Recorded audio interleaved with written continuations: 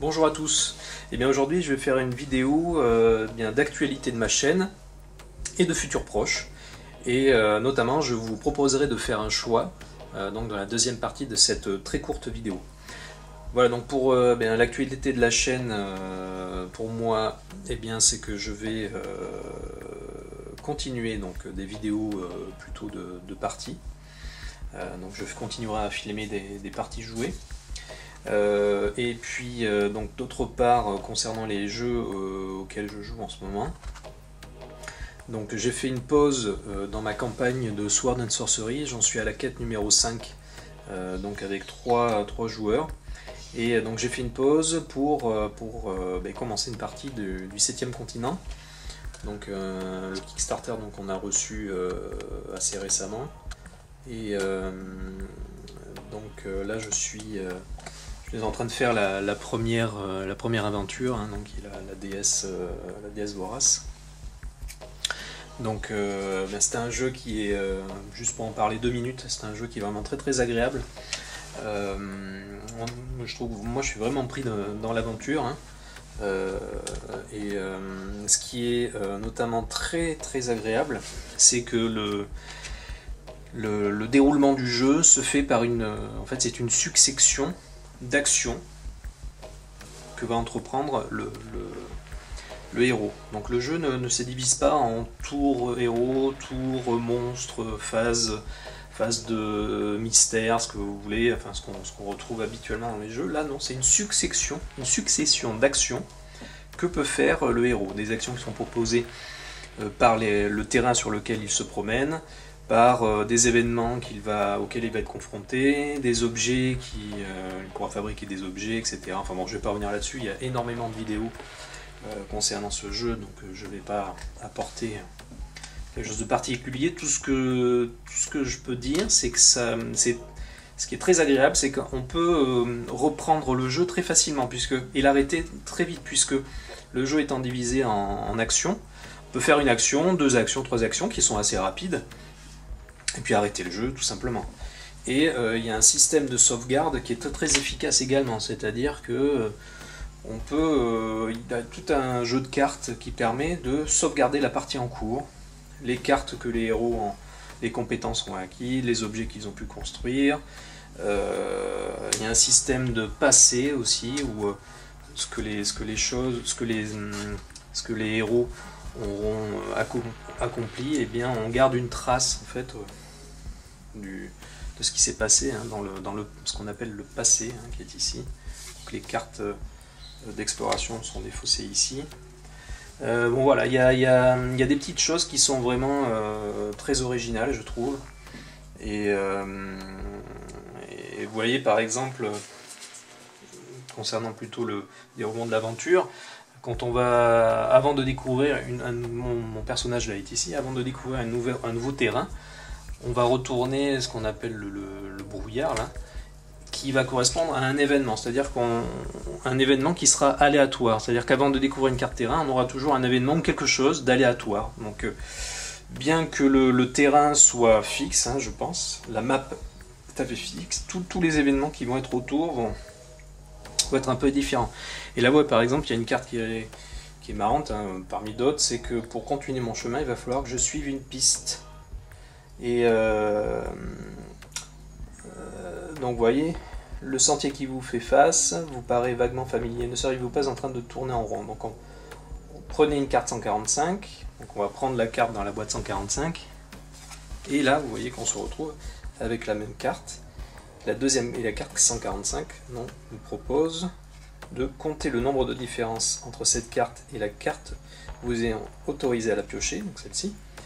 Prenez la carte 170 pour découvrir si vous avez trouvé la bonne réponse ou non. Rangez cette carte. Donc voilà, il y a des petits jeux qui sont au sein même de l'aventure et qui vont nous permettre de varier, je pense, les plaisirs autour d'une même quête. J'en parle pour les questions de rejouabilité notamment. Mais bon, il y a déjà beaucoup d'aventures dans la boîte de base, et puis on a eu quelques aventures aussi là, proposées dans le Kickstarter, hein. Donc sont quand même alléchantes et qui augurent une variété d'aventures vraiment sympa. Le labyrinthe de glace, le marais de l'épouvante, enfin bon. Et puis je vous le dis, il y a pas mal d'aventures dans le jeu. Donc là vraiment, le 7e continent, pour le moment c'est vraiment une très bonne surprise. La qualité du matériel est excellente. Les cartes sont de bonne qualité. Le matériel est assez classieux. On a même une petite loupe parce qu'en effet, vous voyez que les cartes sont petites et d'autre part il peut y avoir des détails, et notamment des chiffres cachés. Voilà.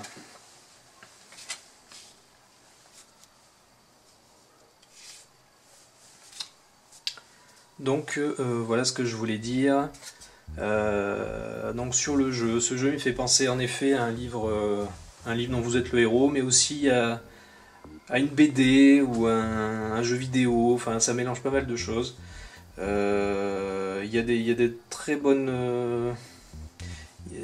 Je trouve le jeu très original. Il y a des mécaniques vraiment marrantes, notamment dans les états que vont récupérer les héros. Ils peuvent être empoisonnés, fatigués, ça va avoir tout un tas d'influences, ils peuvent devenir paranoïaques, donc aussi il y a une mécanique qui se met en place. Voilà, donc très bon jeu. Donc voilà ce que je voulais dire sur l'actualité, donc mon actualité.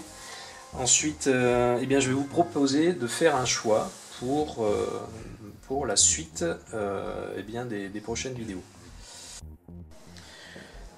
Voilà, donc bien que je revienne sûrement dans les prochaines vidéos sur pas Shadows of Brimstone, enfin oui peut-être, j'espère Shadows of Brimstone, mais Sword and Sorcery, donc je ferai sûrement une vidéo quand j'aurai terminé la campagne, enfin l'acte numéro 1, pour faire un peu un point.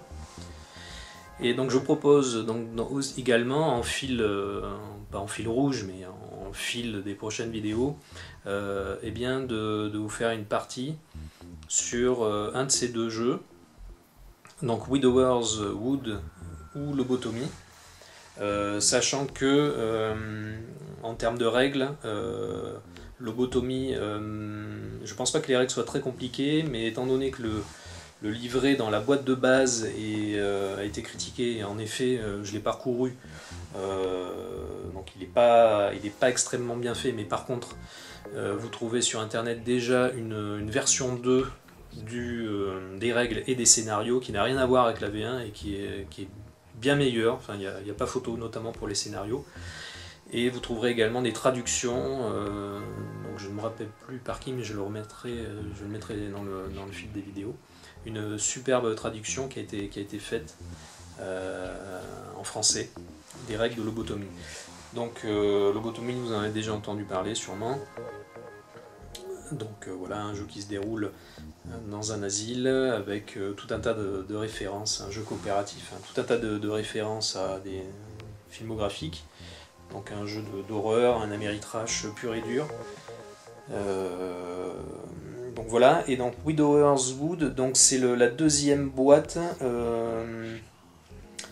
concernant le jeu de plateau Iron Kingdoms Board Game, Adventure Board Game.